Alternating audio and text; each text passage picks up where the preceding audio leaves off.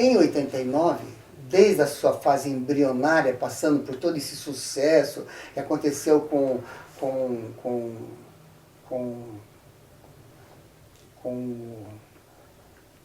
tem uma coisa importante para falar antes sobre 84. Eu já estou lá em 89, 90, 91, né? Mas em 84,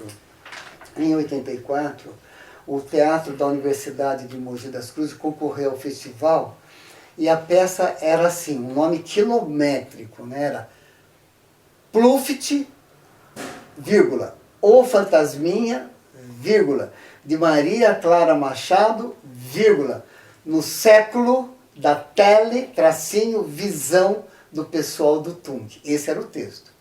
O que nós fizemos? Peguei o texto da Maria Clara Machado, que eu já havia montado lá em 1981, e arrebentei ele. Uma outra coisa. Só peguei a ideia do Pluft. Vou repetir. Pluft, vírgula, o Fantasminha, vírgula, de Maria Clara Machado, vírgula, no século da visão. Essa coisa da televisão, essa coisa da imagem institucional por satélite, enfim, do pessoal do todo. E nós brincamos demais com isso. Foi a primeira contribuição do Pedro Gandola na sonoplastia e na iluminação. Foi a primeira.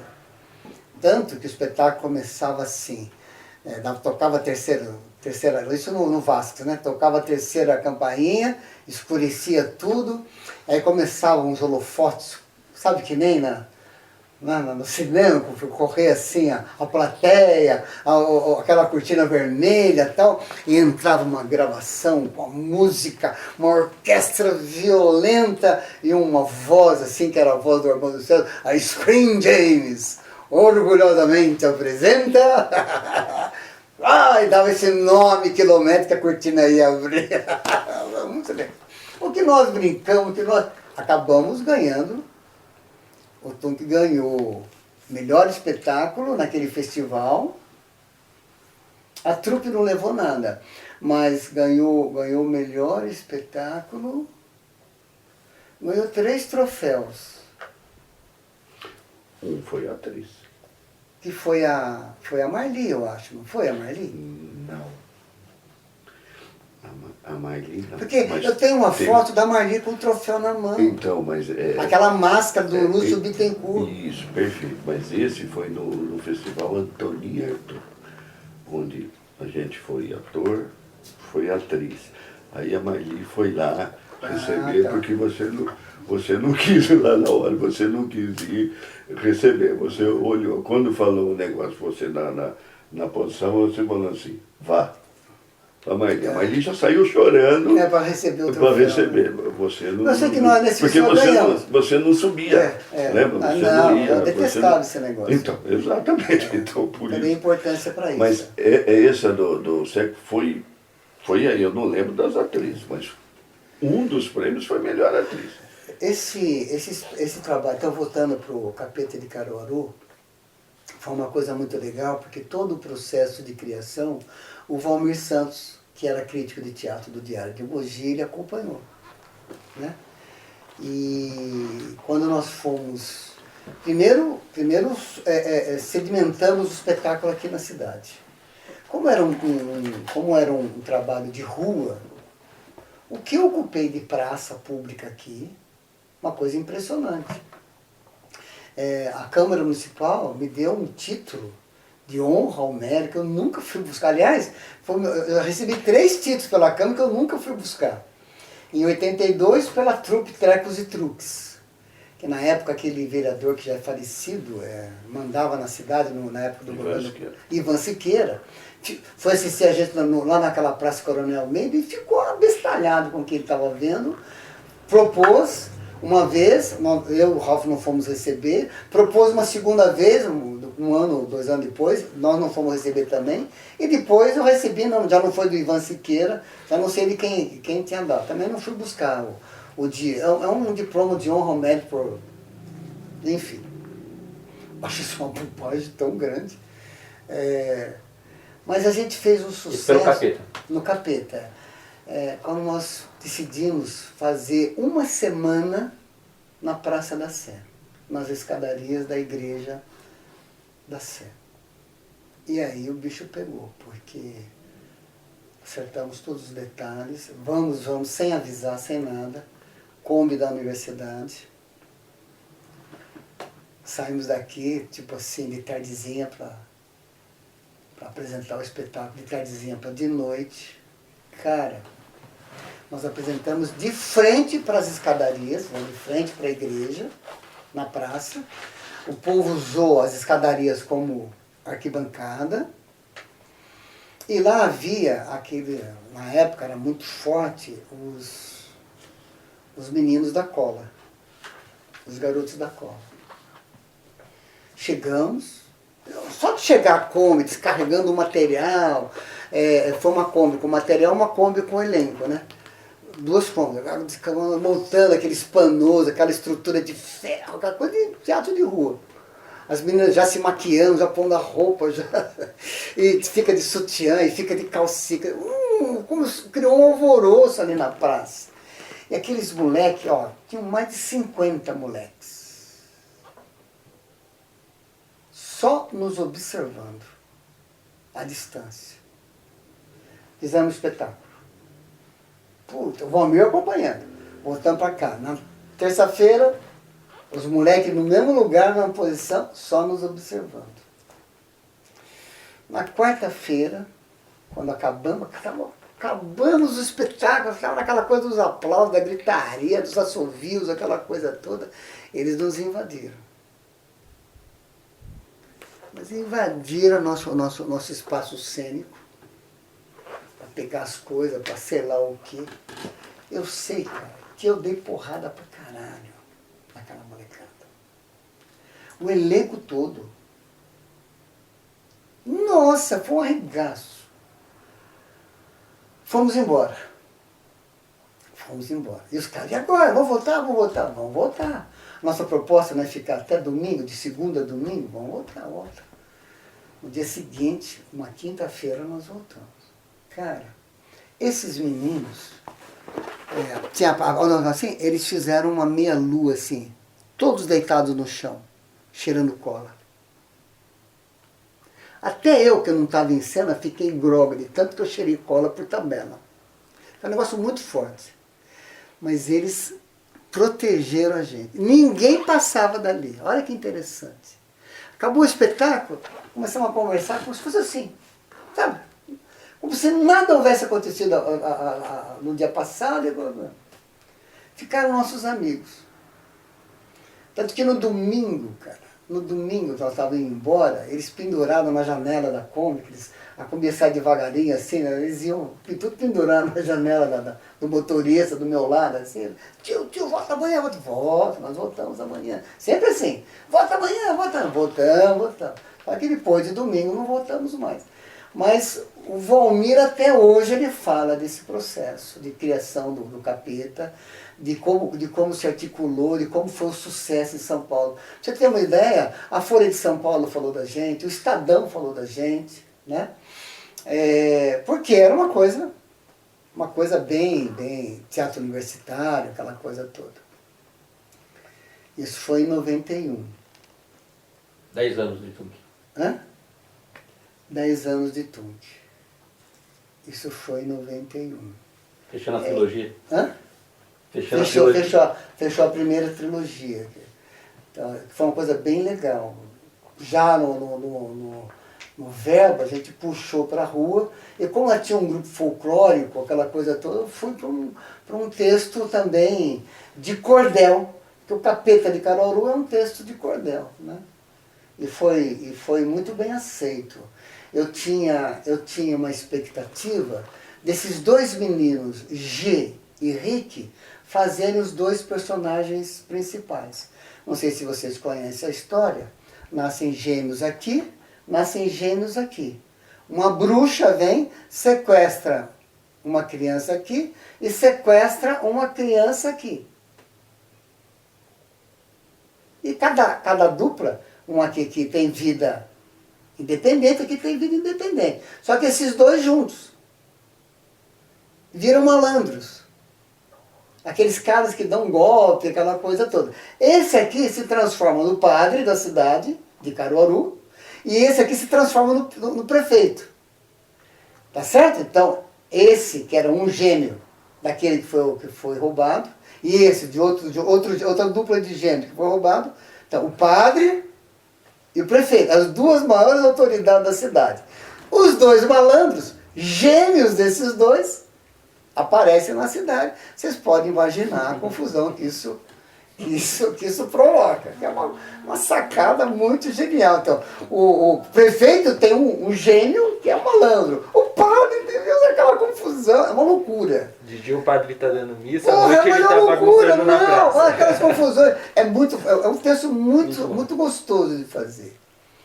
Depois, em 1992,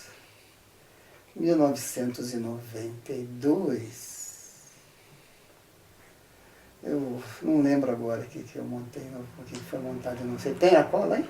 Não tem. Nadinha. Ah, pronto, essa você lembrou bem.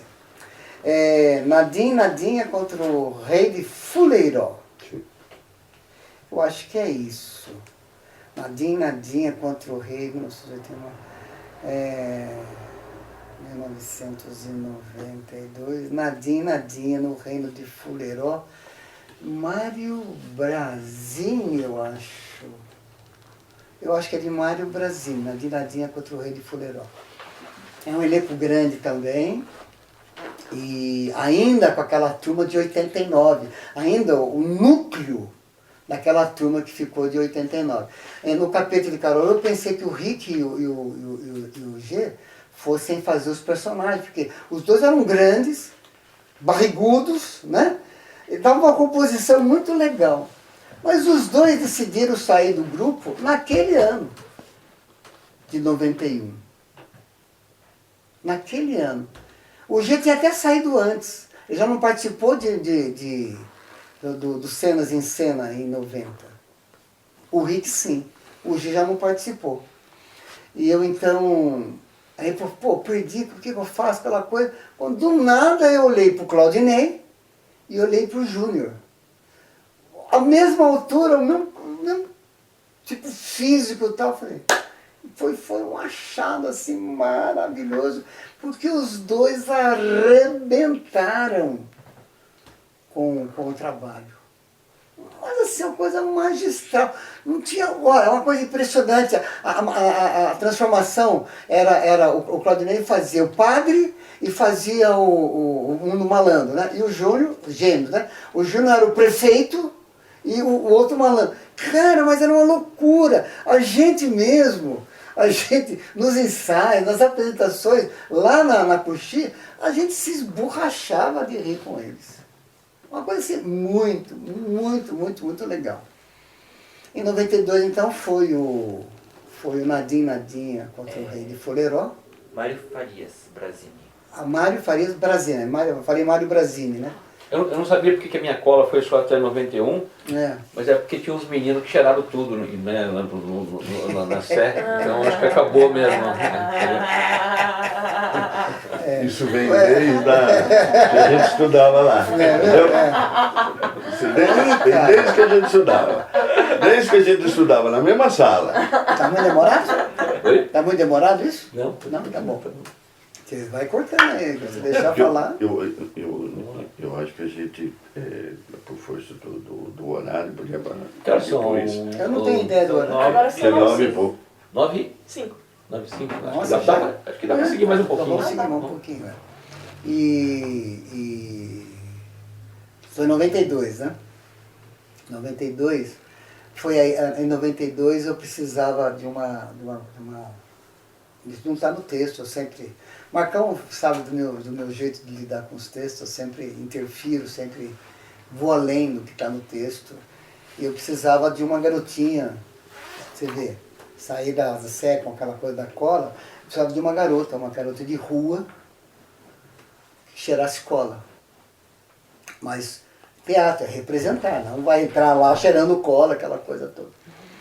E eu então, pela primeira vez, eu introduzi a minha filha, Tatiana, que tem a mesma idade do Tunk, Tum que nasceu em 81, em outubro, minha filha nasceu em dezembro. Minha primeira filha. E ela fazia balé, aquela coisa toda, e ela então fez esse personagem. Esse personagem... Tem uma foto belíssima. Tem a foto dela de copa. Quer dizer, transformamos a maquiagem, né? Quem trabalhou a maquiagem com ela, cabelo, dente, foi uma coisa muito louca. E o cartaz o cartaz é todinho, é uma pirâmide, né? Uma pirâmide, o rei de Fulerol está lá em cima. E aquela coroa que o Claudinei me deu na minha festa de 70 anos, é do rei de Fulerol. Que o Claudinei que construiu aquela coroa, né? Que ele pediu para guardar com ele, e ficou com ele, agora está comigo. O dia que você precisar de uma coroa daquele tipo, está comigo. Eu só não entrego para você porque ele me deu ali de presente, fica muito chato de saber que eu passei para você, né? Agora você precisar, tá lá, né? E nem deve, a gente vai... Isso vai como ilustração depois. Como história, aquela coisa toda, né? Isso vai como ilustração. Você foi coroado agora em dezembro, então? Foi coroado. E foi o que nós apresentamos. Eu não me recordo, mas eu tenho uma sensação de que não fui eu que escolhi o texto, foi alguém que me sugeriu o texto e eu acabei embarcando nessa sugestão. E foi bem legal. Foi bem legal. Foi uma espécie de... Foi uma espécie de despedida. Uma espécie de despedida de algumas pessoas importantes da história do Tunc. Do Claudinei, do Juva, do Júnior. Eles foram convidados para serem atores da Turma da Mônica, no Parque da Mônica, quando foi inaugurado lá no Shopping Eldorado, na Marginal Pinheiros, né? Foi um furor na época e tal. Então, um foi ser o Cebolinha, o outro foi ser o Cascão, o Júnior e o Claudinei. E o Juva fazia não sei o que lá, mas... Eu cheguei a levar meus filhos para ver o Parque da Mônica e tal. Putz, e eu reconhecia os caras pelas pernas, né? Aquele cabeção de... Você não tinha como identificar o ator, que era uma pena, né? E para não quebrar o encanto, se sou um diretor de um espetáculo desse, esse é o cartaz. Se eu sou o diretor, ao final, os caras tirariam a cabeça e mostrariam o ator. O trabalho, porque era tudo gravado, evidente, as vozes, eles faziam todo o trabalho de expressão corporal. Mas era um puta trabalho, era um trabalho extremamente cansativo. O coreógrafo deles era um cara super exigente, então era um trabalho de corpo assim, ferrado. E você passava, entendeu? E eu falava para minha mulher, pô, que pena, olha, apareceu o Júnior, apareceu o Claudinei. E os outros do elenco também, né? Os outros personagens, Magali, aquela coisa, enfim. Perdemos. Já para 92, 93 já mudou bastante a configuração. Nós tínhamos um grande amigo, que era o Nelson Albissu. Não é isso? Nelson Albissu, que escreveu 2 textos fantásticos, eu sou fãzaço, que é Transparência, que é um monólogo, e A Última Estação. Eu acho que cabe salientar sempre que ele escreveu Transparência para você. Então, mas escreveu para... É história, nós estamos contextualizando a história, isso é importante mencionar. Paulinho, brilhante. Esse é o cartaz ridículo que eu montei. Mostra pro Paulinho agora. Essas fotos, a gente encontrou as fotos. As fotos só que sem recortar, né? Acho que presta atenção. Cabecinha por cabecinha. Olha os cortes que eu fiz. Eu cortei tupete, eu cortei testa, eu cortei orelha. Não Está foi? no Instagram lá? Não, isso está no nosso grupo, é o portfólio que eu fiz pra gente mandar pro projeto. Olha que ridículo que tá isso aí. Então tá. Todo mundo meteu o pau em mim, todo mundo, com razão. Mas eu, teimoso que sou, Você foi cortando e montando. eu peguei as fotografias, fui cortando e fui diagramando, entendeu? É o famoso pestar. Hoje ninguém mais sabe o que é isso, tá certo? Posso estar. Aqui, ó. É, Diabo lá na Sé. só preciso. Aqui é o Pri? Ah, então o Ricardo aqui, ó. O Ricardo fazia o bruxo. Nossa, esse espetáculo foi muito bom. Modéstia à parte, foi do cacete. Foi muito gostoso de montar. Esse aqui é o quintal. Nós viajamos muito com esse espetáculo. A gente foi para Pedralva na época, fez um furor em Pedralva, era uma loucura. Porque tinha uma menina, Márcia Mineira, Marcinha, que era de Pedralva, então, enfim. Em 93, se não me falha a memória, você não tem cola aí, né? Mas eu vou, olha depois a minha aqui. Em 93, conversando com o Nelson, eu decidi fazer, olha que loucura, né? Fiz 4 espetáculos em 93, 4. 3 infantis e 1 adulto. Montei 93 e 94, né? 93 e 94. Montei Os cantores do rádio. Os Cantores do Rádio, 3 bichos no Enguiço, que depois o Nelson transformou em 5 bichos, muito enguiço e rock and roll, mas a original era 3 bichos no Enguiço, Cantores do Rádio no bicho.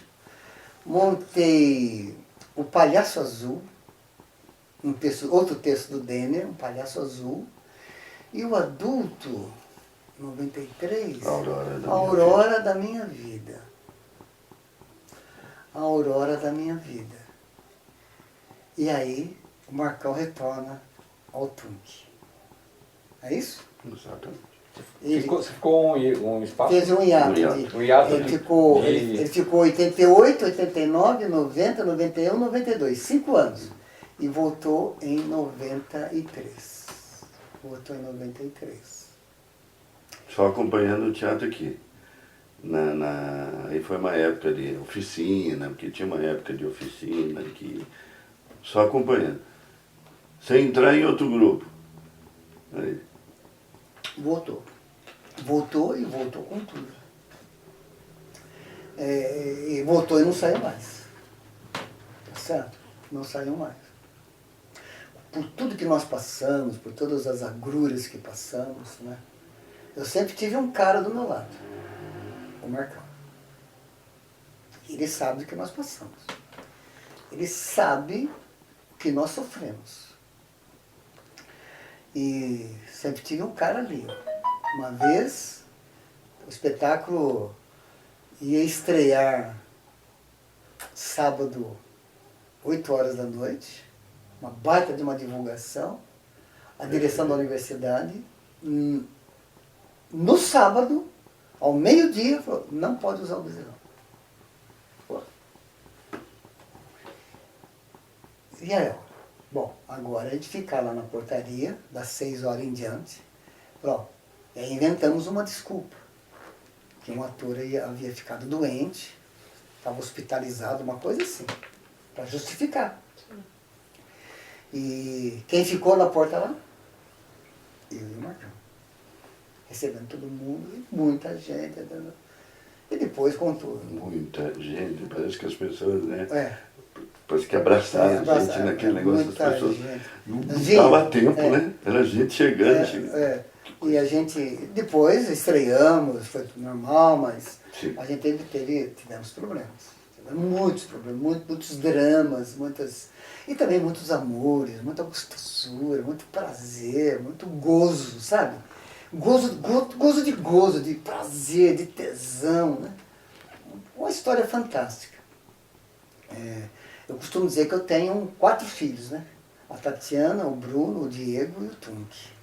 Até na minha família, até meus filhos falam isso, né? Meus netos falam isso.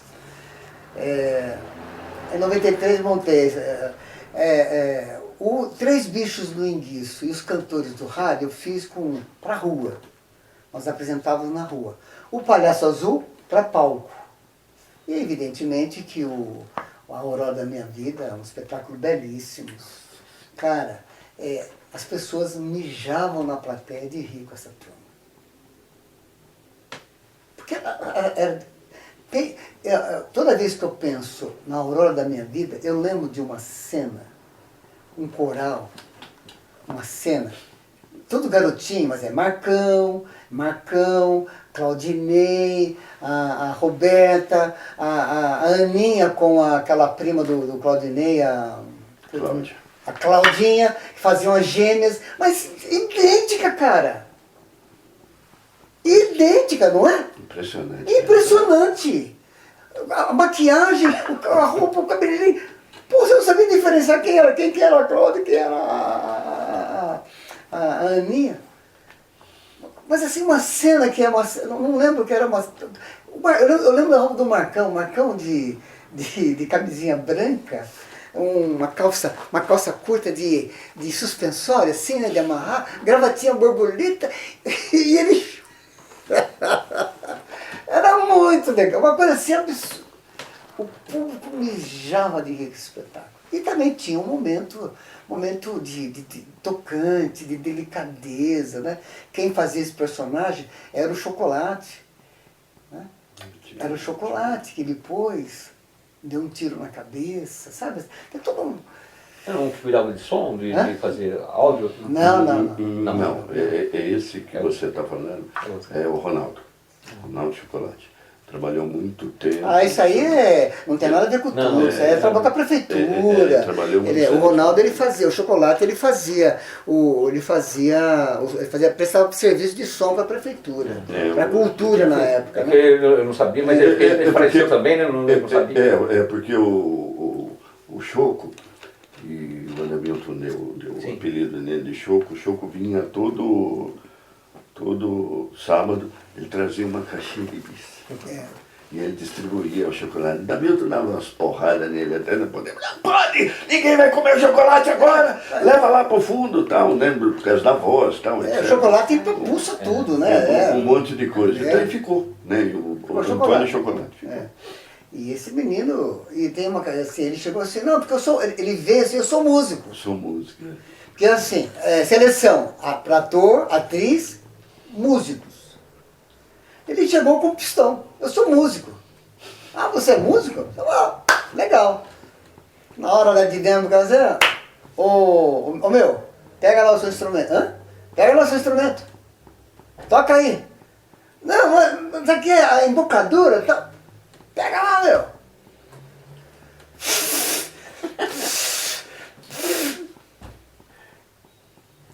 Já tínhamos tido uma história de um G, que era músico também, e que tocava saxofone.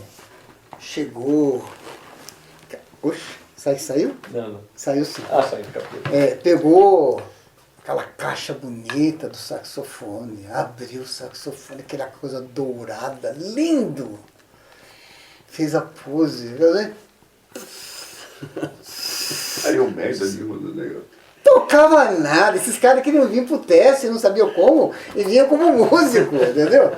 E o Chocolate nessa. Mas ele foi assim, ele era tão simpático, ele era tão assim, agregador, alegre, sempre muito bem-humorado.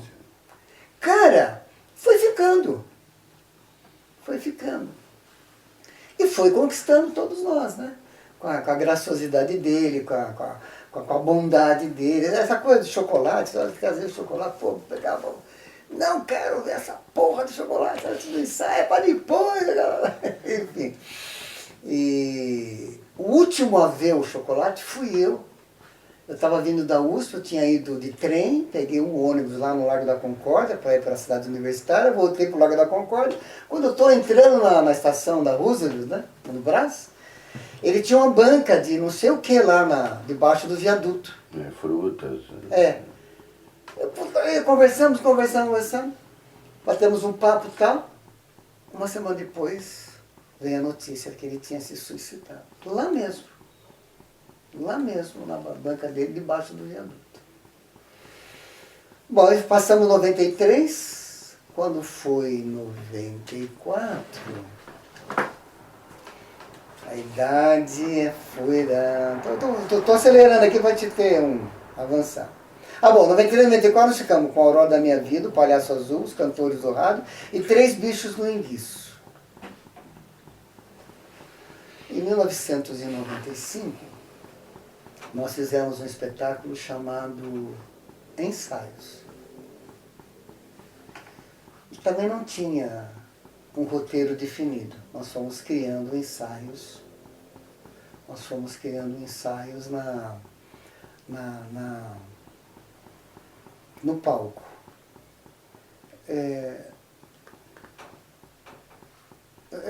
Esse termo criação coletiva, por um certo tempo, ela ficou um pouco Banalizada.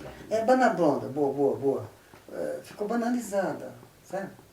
A criação coletiva, que é uma coisa porcaria, mal feita. Ninguém assume a, Ninguém assume a autoria, né? Mas divide a culpa de os trabalhos coletivos em teatro, eles são muito ricos, porque eles captam mensagens, captam interesses, captam ideias que vêm de todo o elenco, de todo aquele grupo, daquela dinâmica. Às vezes o cara nem era ator, ele estava, assim, o Tuque sempre viveu do seu núcleo, da periferia do núcleo, da periferia da periferia, da periferia da periferia da periferia desse núcleo. Entende o que eu falo? Então, muita gente circulava nessa bolha Tuque. E não tinha nada a ver com o palco. Era namorada, era fã, era isso. Ia ficando. E sempre contribuía com a gente. Por Evidente, exemplo? Né? Por exemplo, Pô, não consigo agora, mas sempre vinha, né? Vinha apoio, fazer o nosso lanche, cuidar do lanche. Pô, eram barato essas coisas.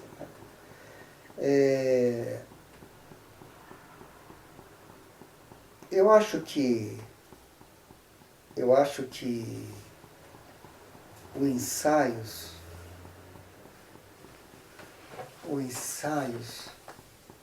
estou tentando lembrar como é que era a estrutura do espetáculo. Você lembra, Marcão? Então, nós Só se puxar uma coisa eu já pego, já lembro. Era um espetáculo muito bonito, eu lembro. Duda, o Cuca fazia uma cena da praia, da maconha. Nossa Senhora! Foi meio na linha do A Cara Nossa de Cada Dia, de 89. Putz, essa cena do Claudinei e da Duda na praia, com roupa de mergulho, Exato. puxando um baseado. Cara, é uma das cenas assim mais antológicas do elenco. Tinha uma hora que esses caras iam pro ônibus, faziam o ônibus, com roupa de banho. Cara, era genial aquele negócio. Desculpa falar, mas era genial. Plasticamente era bonita a cena. Assim, comicamente era muito legal, porque os meninos e as meninas do Tuque eram demais nessa liberdade de improviso que eu dava a eles em cena. E eu com aquele maldito salto alto que fazia a cena. Olha, esse puta cara que pariu, que negócio difícil pra andar, velho. Fazia uma cena. Aqui anda como se não fosse nada. Fazia mas uma cena de puta que pariu. traveco. Porque eu tinha pessoas homossexuais no grupo, claro. Nossa, como então, era esses homossexuais se produziam de uma tal maneira, com uma facilidade, com uma elegância. Agora, eu pus um Marcão, né, com peruca. Ele de barba, com peruca, de salto alto, de vestido... Cara, era uma coisa... Chapelão. Tem aí? Tem. Chapelão, aquela coisa... Era muito gozado. Você imagina E a voz, com esse vozeirão dele aqui, entendeu? Porque eu havia assistido o Marco Nanini, qual é o espetáculo? Mistério de Mavá? Não, o Marco Nanini fez um personagem que era homossexual. E ele usava a voz dele, voz de homem mesmo. Né? E ele falava assim, eu sou uma bicha. É o Zé Wilker. Não. Marco Nanini. O Zé Wilker chegou a fazer essa fala num outro espetáculo baseado no Marco Nanini. Eu sou uma bicha. É por isso que eu tinha. E eu falei, Marcão, nada de afinar a voz, nada de... Eu lembro. Estropeçando e caindo do salto. Era muito engraçado. Foi muito legal esse espetáculo. 2005. Ó, sempre assim. Todo ano renovava o elenco. Tinha um núcleo que ficava, e aí vieram pessoas novas. Em 2000, Não, 96 agora. em 96, 96, acho que nós montamos Fragmentos de uma Paixão Beijada. O filme é Greta. Hã? O filme é Greta, do Marco Nanini. Greta, pronto. Filme? Não. Não, a peça. A peça. Peraí, vamos situar. Não, eu sei o que você está falando. Mas eu vou situar aqui, vou chegar. Claro, Marco Nanini, Filhos de Kennedy. Pronto, Tá. é a peça. Lembrei. Filhos de Kennedy. É porque eu ia situar o Greta no cinema, baseado numa Greta Garbo, quem diria, acabou em Irajá. Em Irajá. É uma peça de teatro. Greta Garbo, quem diria? Acabou em Irajá. É uma peça de teatro. Aí fizeram um filme em cima, um roteiro cinematográfico de Greta, né? Mas o Marco Nanini é Filhos de Kennedy. Ok. Filhos de Kennedy. Bem, só pra gente situar. Você vê como é que vai puxar tem que uma dar os coisa e vai créditos lembrando. depois disso aí, né, Paulinho? Tem que dar os créditos tudo aí disso aí depois, né? Doutor, nós estamos em 96. Em 1980, eu não vou lembrar, 75 não, 1985, o Armando Sérgio montou um espetáculo na EAD, na Escola de Arte Dramática, e me chamou para fazer parte do espetáculo. Nós estávamos ainda na prefeitura, ele secretário, eu responsável pelo teatro, diretor do Pascoal Carlos Magno. O que ele fez? Ele pegou todas as tragédias do Nelson Rodrigues e fez aquilo que ele chamou de dramatologia. Não é dramaturgia, é dramatologia. Ele pegou cena aqui dos Sete Gatinhos, do Perdoa-me por me traíres, e construiu um novo texto, que eu achei sensacional. Lá na USP, na IAD, foi uma sucessão. Né? E eu fiz parte do elenco lá.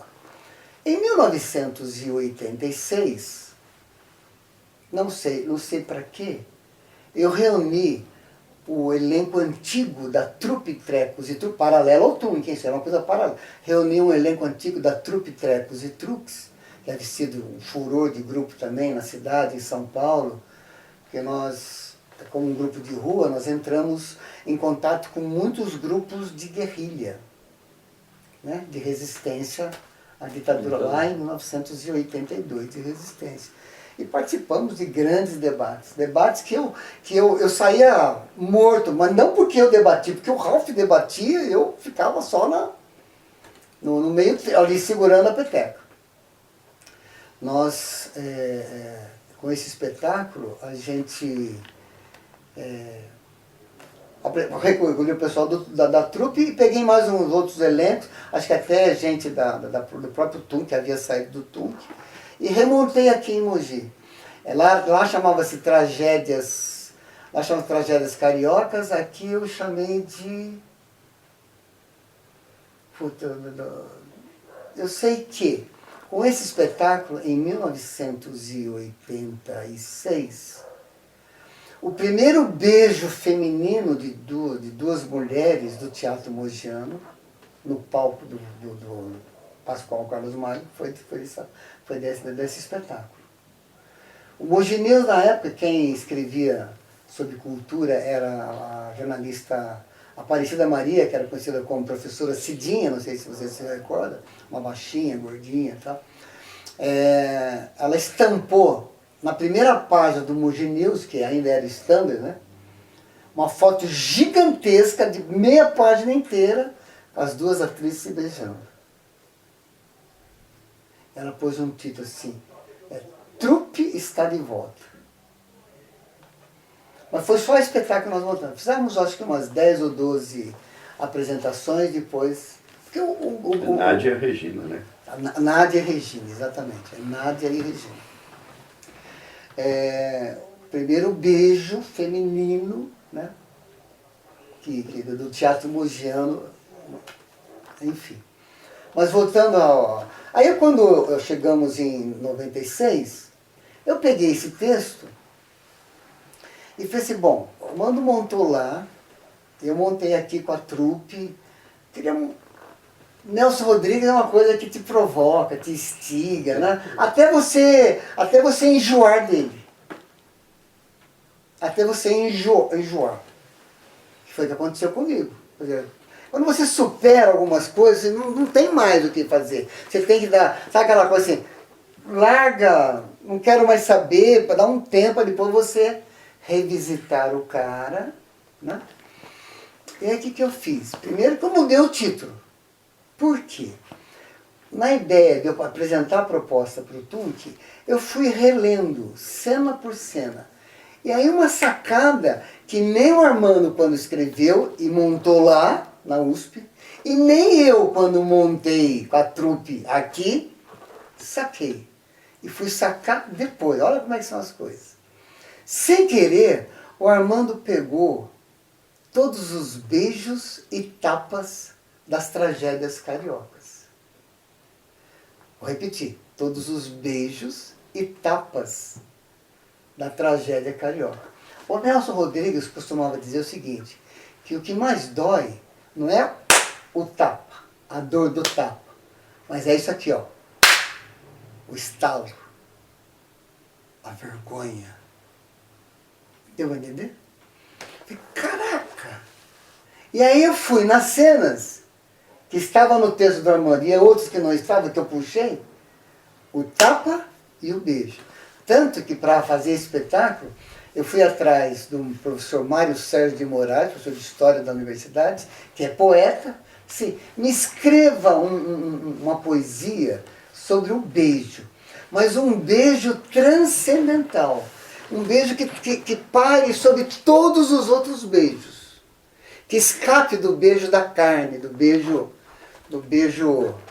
né, do tesão. E ele escreveu uma poesia belíssima, que quem trabalhou ela foi o Claudinei na cena final das máscaras, da música, né? Que foi a nossa cena final. E foi muito legal. Esse cartaz que você vai ver aí, quem criou foi o Claudinei. Como é o nome? Como é que foi? Fragmentos de uma Paixão Beijada. Esse cartaz você deve ter aí também no arquivo. Quem criou foi o Claudinei. E ele criou uma mulher de perna invertida,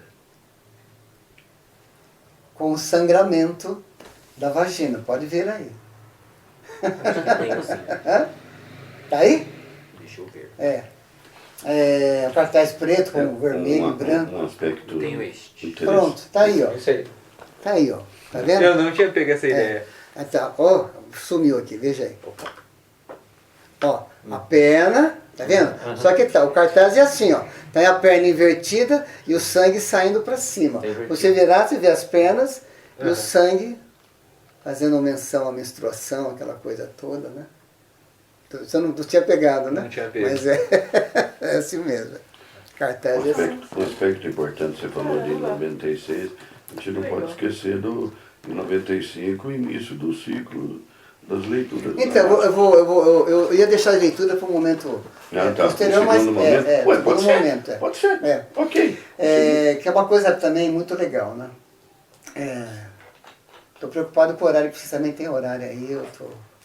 Bem, esse espetáculo também foi muito forte. Foi outro salto de qualidade do Tunc. E vou explicar por quê. Nós trouxemos para serem nossos parceiros. Foi o primeiro espetáculo do Tunc que nós tivemos música ao vivo. Foi o primeiro espetáculo do Tunc que nós colocamos a trilha sonora, não mais música mecânica, mas ao vivo. Então nós tínhamos um baterista, um percussionista, que era o Lelo Papan, que já tinha sido do Tunc, né? Em montagens anteriores, mas era música e era percussionista. 40 minutos dentro de um baú. Isso é no Palhaço Azul. Genial. A mesa sai andando assim, a criança ficava louca. Tínhamos o Serginho Machado no violão e o PH Paulo Henrique no violoncelo. Violoncelo. No violoncelo. Eu pedi para o Serginho compor uma música que eu queria no estilo do Solidão. Lembra? Lembro. Toquei o Solidão para ele várias vezes, deixa comigo. E, lógico, não tem a genialidade, não tem aquela coisa de Astor Piazzolla. Mas a presença do violoncelo deu uma riqueza melódica para a nossa trilha sonora do cacete. Então foi a primeira vez. Aí tá assim, lembra aquela coisa do salto de quantidade e salto de qualidade? Salto de qualidade. E foi genial. Genial. O Serginho toca música até hoje no show dele. O Serginho, gozado, né? Era tudo instrumental, não era cantada. Então ela tinha uma linha melódica, um arranjo arrastado do jeito que eu queria para a cena. Quando o Serginho foi gravar um dos CDs dele, dos vários CDs que ele já gravou, ele falou, Danilton, posso colocar a música que eu fiz pro Tunc no CD? Eu falei, claro, a música é tua. Não, mas você que me encomendou tal, você é o dono da música. Claro que pode. Só que o filho da mãe colocou letra. Colocou letra. Colocou letra. E colocando letra, a textura melódica se perdeu. Ele teve que acelerar mais a melodia. Roda Maria, roda. E aí a letra empobreceu a melodia. Eu falo isso para ele direto, a letra empobreceu. Desculpa a expressão, você fodeu com a música que você tinha feito com o Túngaro. Mas a música dele, está no CD, está registrado e etc.